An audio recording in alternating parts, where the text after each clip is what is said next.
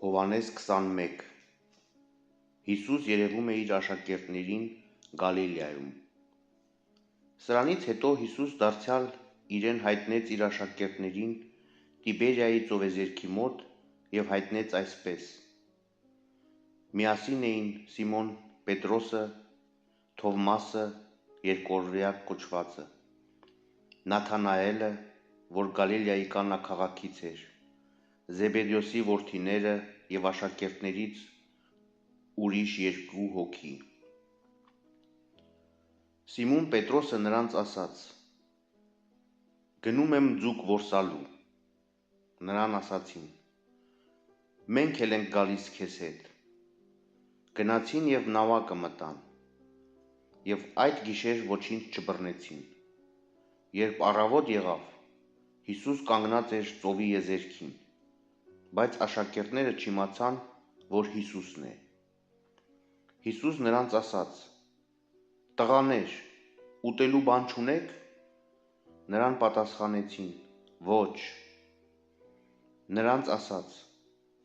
ուռկանը գցեցեք նավակի աջ կողմը և կգտնեք։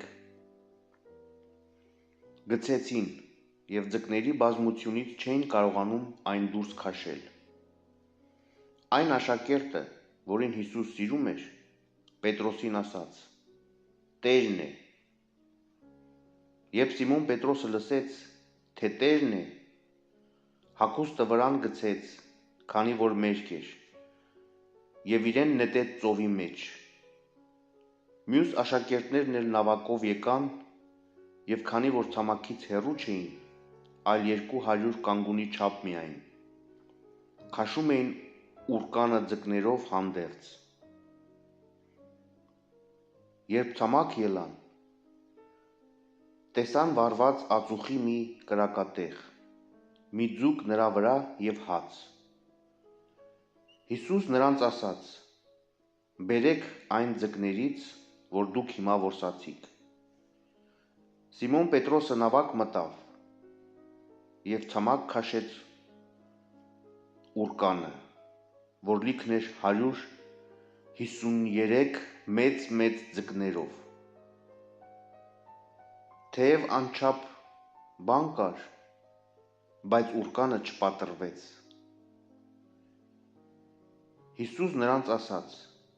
եկեք ճաշեցեք, և աշակերտներից ոչ ոք չէր համարձակվում հարցնել, թե դու ո՞վ ես, որովհետև գիտեին, որ Տերն է։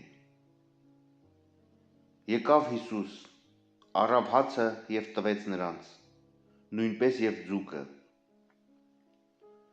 Այս 3-րդ անգամն էր, որ Հիսուս երևաց իր աշակերտներին մեռելներից հարություն առնելուց հետո։ Հիսուս և Պետրոսը։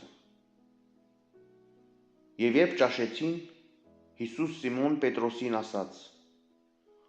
Սիմոն, որդի Հովնանի, սիրում ես ինձ ավելի, քան դրանք։ Սա ասաց նրան. այո Տեր, և դու գիտես, որ սիրում եմ քեզ։ Նրան ասաց. արածացրու իմ գառներին։ Դարձյալ ասաց նրան. Սիմոն, որդի Հովնանի, սիրում ես ինձ։ Նա ասաց նրան. այո Տեր, և դու գիտես, որ սիրում եմ քեզ։ Նրան ասաց. արածացրու իմ ոչխարներին։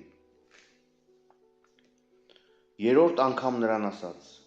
Սիմոն, որդի Հովնանի, սիրում ես ինձ։ Պետրոսը տխրեց, որ 3-րդ անգամ իրեն ասաց, թե սիրում ես ինձ։ Ու նրան պատասխանեց. Տեր, դու ամեն ինչ գիտես, դու ինքդ ճանաչում ես բոլորին և գիտես, թե սիրում եմ քեզ։ Հիսուս նրան ասաց.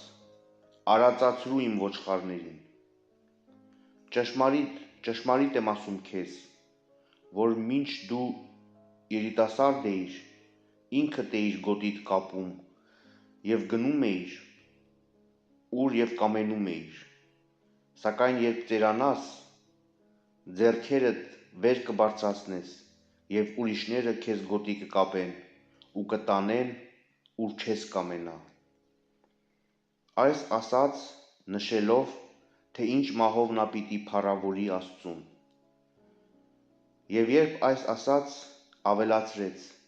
«Արի իմ հետևից»։ Հիսուս և սիրելի աշակերտը։